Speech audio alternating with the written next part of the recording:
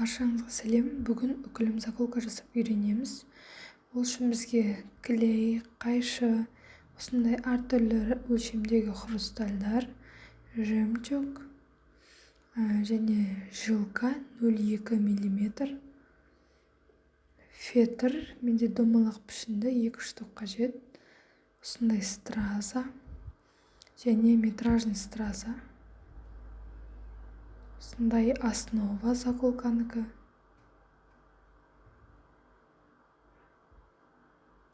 және үкі, ине жіп қажет болады.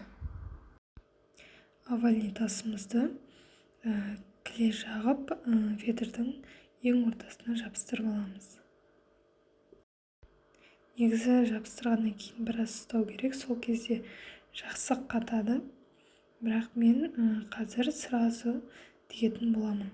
Егерде клеймен жабыстырсаңыздар, орнынан жылжып кетпейді және тігуге оңай болады. Видеода көрсеткенімдей жилканы да қолдансаңыздар болады. Бірақ маған осы ине жіпті қолдану өте ыңғайлы болып табылады, сондықтан мен ине жіпті қолданамын.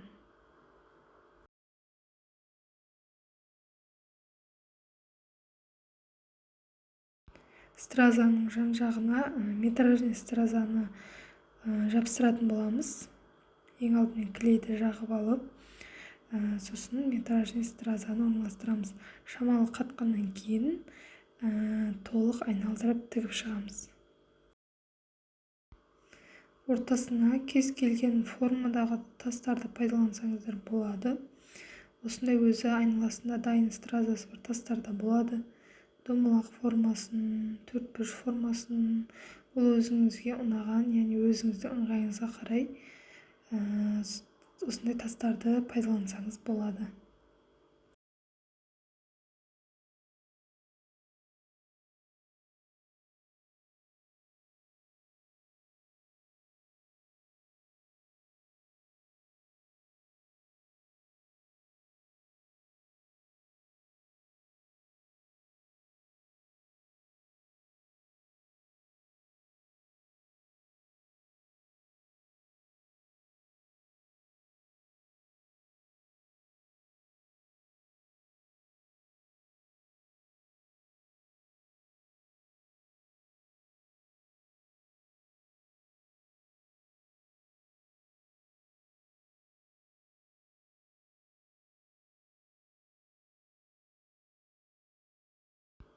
Айналдырып толықтай тігіп шығамыз.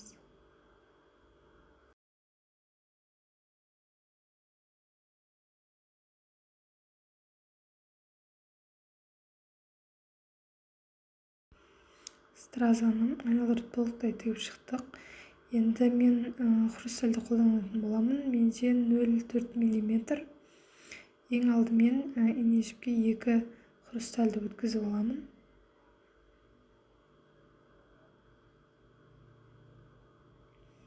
Және шетіне айналдырып тігемін.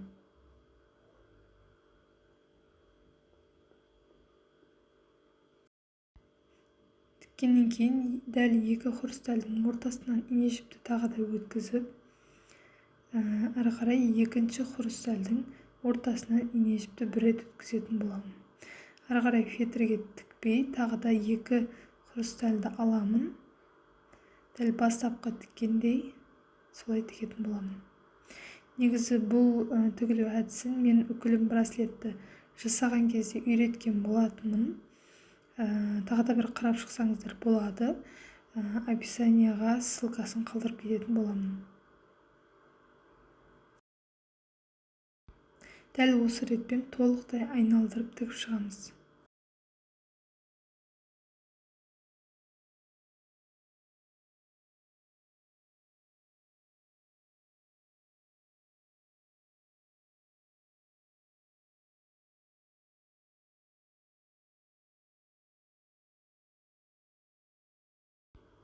Айналдырып тігіп шықтық. Енді мен ақ жемчуг қолданатын боламын. Размері 0,2 мм. Дәл осы тігіспен айналдырып тігіп шығамын.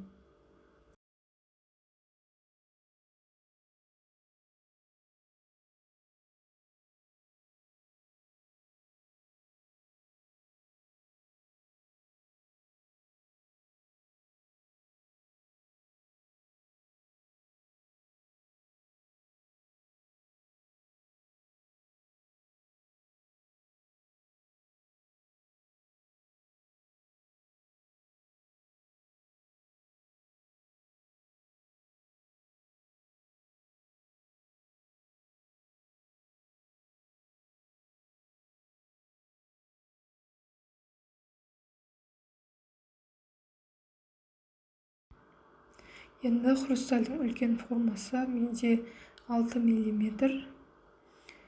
Осыны дәл осы тігіспен айналдырып толықтай тігіп шығатын боламын. Сіздер кез келген моншақты қолдансаңыздар болады, өздеріңіз қалаған түсте. Мен ортасына овальный формадағы тасты пайдаланғандықтан мендегі пішін овальный формада кетіп бара жатыр. Негізінен фетрді домалақ етіп алған болатын. Дәл осылай овальный болып кетсе, жан-жақтарын кесіп алып тастасаңыздар болады, немесе домалақ етіп тігіп шықсаңыздар да болады. Оны видеоның соңында көрсететін боламын. Мен айналдырып толықтай тігіп шықтық. Енді ең үлкен менде тоже 6 мм. Оны айналдырып шетіне тігіп шығатын боламын. Ал арасында менде шамалы ашық жерлер қалады. Ал қалған жерді майда ақ моншақтармен толықтырып шығатын боламын. Егер де овальный формада кетсін десеңіздер, фиолетовый хрустальдан кейін ақты толығымен айналдырып шығып, одан кейін жан-жағын кесіп жасасаңыздар да болады. Мен өзім алған домалақ пішін бойынша домалақ жасаймын деп шештім. Ақты шетіне полный осылай жауып тұратындай етіп тігіп шығамын.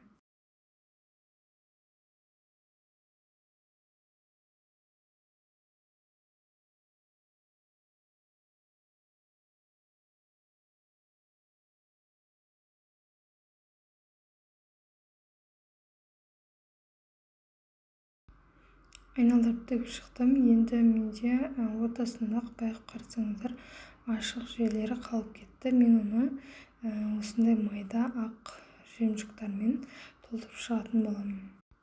Айналдырып толтырып тігіп шықтым. Менде үкілім заколка осындай формада болады. Алдын ала осындай үкіні дайындап алдым. Жалғасын екінші бөлімге салатын боламын. Екінші бөлімін жіберіп алмаңыздар.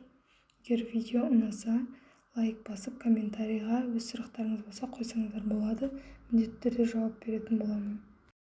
Видеоның соңына дейін қарағандарыңыз үшін рахмет.